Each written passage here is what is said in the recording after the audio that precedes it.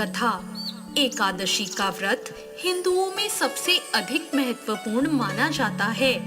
वर्ष में 24 एकादशियां आती हैं, किंतु इन सब एकादशियों में ज्येष्ठ शुक्ल एकादशी सबसे बढ़कर फल देने वाली समझी जाती है, क्योंकि इस एक एकादशी का व्रत रखने से पूरे साल की सभी एकादशियों का फल आपको प्राप्त होता है।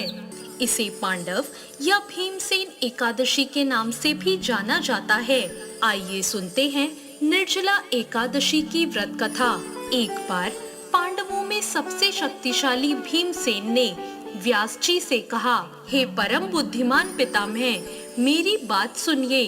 राजा युधिष्ठिर, माता कुंती, द्रौपदी, अर्जुन, नकुल और सहदेव ये सभी एकादशी को कभी भोजन नहीं करते और मुझसे भी हमेशा यही कहते हैं कि भीमसेन एकादशी को तुम भी कुछ नहीं खाया करो, परंतु मैं उन लोगों से यही कहता हूँ कि मुझसे भूख बर्दाश्त नहीं होती। मैं भगवान की शक्ति पूजा आदि तो कर सकता हूँ, दान भी दे सकता हूँ, परंतु भोजन के बिना मैं नहीं रह सकता। इस पर व्यास जी ने कहा, हे भीमसेन, यदि तुम नरक को बुरा और स्वर्ग को अच्छा समझते हो तो हर महीने की दोनों एकादशियों को अन्न मत खाया करो।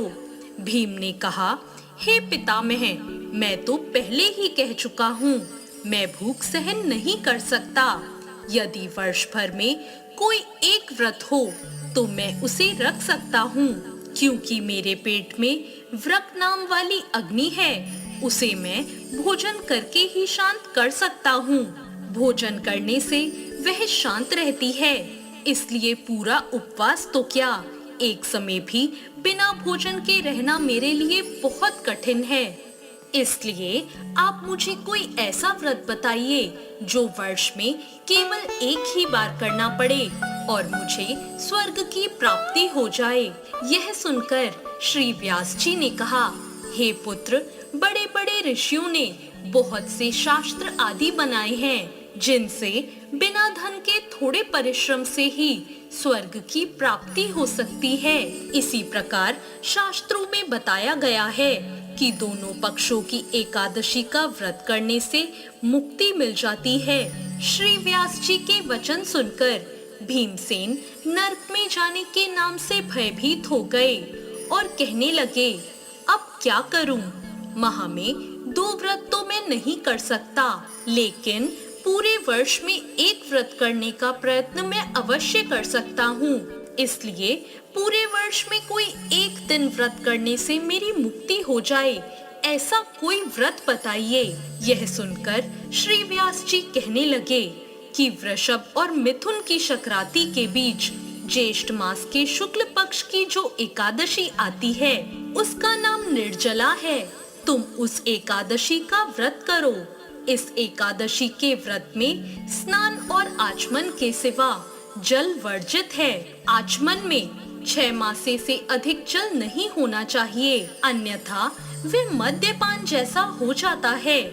इस दिन भोजन भी नहीं करना चाहिए, क्योंकि भोजन करने से व्रत नष्ट हो जाता है।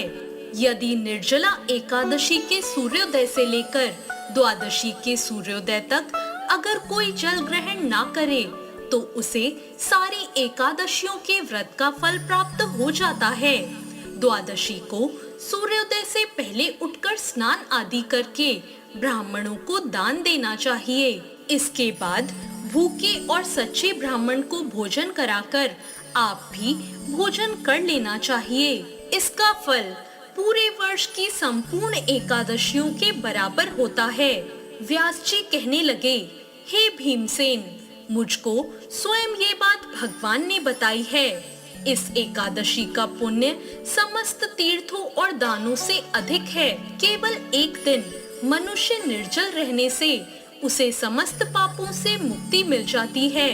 जो मनुष्य निर्जला एकादशी का व्रत करते हैं, उनकी मृत्यु के समय यमदूत आकर नहीं घेरते, उन्हें तो भगवान के पार्षद पुष्पक विमान में बिठाकर स्वर्ग ले जाते हैं। अतः संसार में सबसे श्रेष्ठ निर्जला एकादशी का व्रत है, इसलिए पूरे यत्न के साथ इस व्रत को करना चाहिए। उस दिन ओम नमो भगवते वासुदेवाय मंत्र का उच्चारण करना चाहिए और हो सके तो गोदान भी अवश्य करना चाहिए। इस प्रकार श्री व्यास जी की आज्ञा अनुसार भीमसेन ने इस व्रत को किया।